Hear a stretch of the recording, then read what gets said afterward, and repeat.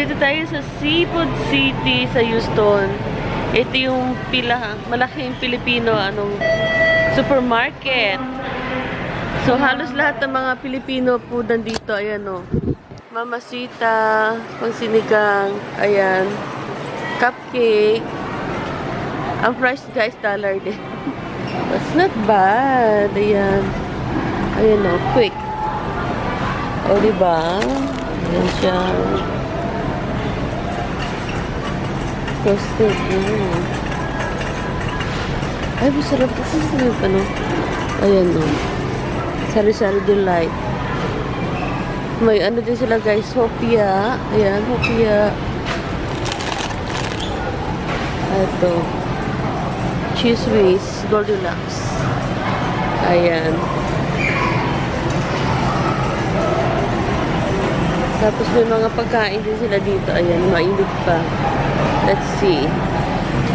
Ito yung ang tag dito. Tilapia. Ayan o. Tilapia, $4. O, diba? Ayan, may mga fresh na isda din sila. Tingin mo tayo dito, guys. Ayan. Lactaseed, 11. Mahal kasi, guys, kasi imported din siya dito. Sa atin, mura lang, diba? Ayan, meron na rin gluta. 87, 83. Meron ng erase, ayan. 87. Meron din silang beige na cologne, $6.29. O, diba? Meron pa silang juicy. Mabango itong juicy. Mabango siya, $3.49. Ayan. Let's see. Sa pang kilikili, ayan guys. Silka. Kape. Mga kape, great day, great taste. Ito yung coffee nila Pamana. 30 sachet, $8. Not bad. 30 sachet. Coconut sugar, yung creamer. Okay. Nescafe, ayan, 18. Ayan. Meron din silang otap po, ayan. Otap. Tapos meron silang Rosquillos din. Ayan. Rosquillos. Pangasinan na patiso. Masarap to. Silang bulalo. Ayan.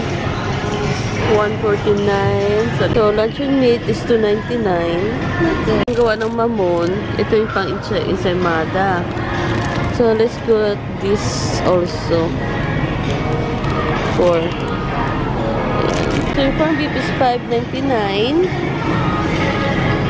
Okay. Let's see. Meron silang latundan. Bukas na natin bibilin. Gusto ko lang dito guys. Mura talaga yung mga pandesal nila. Ayan o. 5.58 yung pieces na siya. Ube. Ang lambot. Sarap yan. Ang masarap. Ito yung bakery. 844 836 837 698 867 834 838. Laki ng saging oh. I'll buy this tomorrow. Saging sapa. This is good guys. Sapa. So bukas bibili ako nito. Sunday Glide. Ayan. Tomorrow. Ito yung manggagaling Manila. Ayan. So meron silang sorbetes manggang hinog. Ayan. I will buy that tomorrow.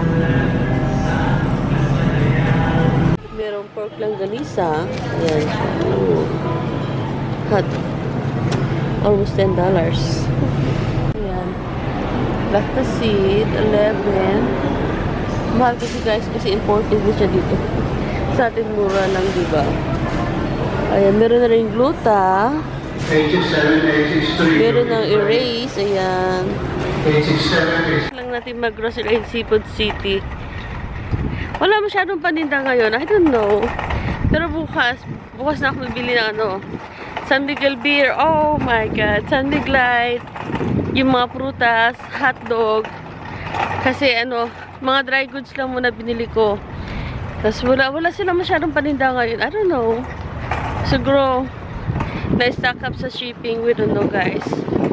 Ayan, medyo mahangin-hangin na konti. So, let's see, guys. Ayan na. Ang aking asawa. Nag-aantay. Hi guys! Kumusta na kayo? Samahan niyo ko ngayon.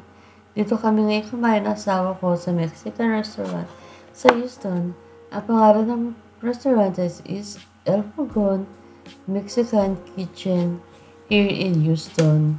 So this is the first time I've been here in this place.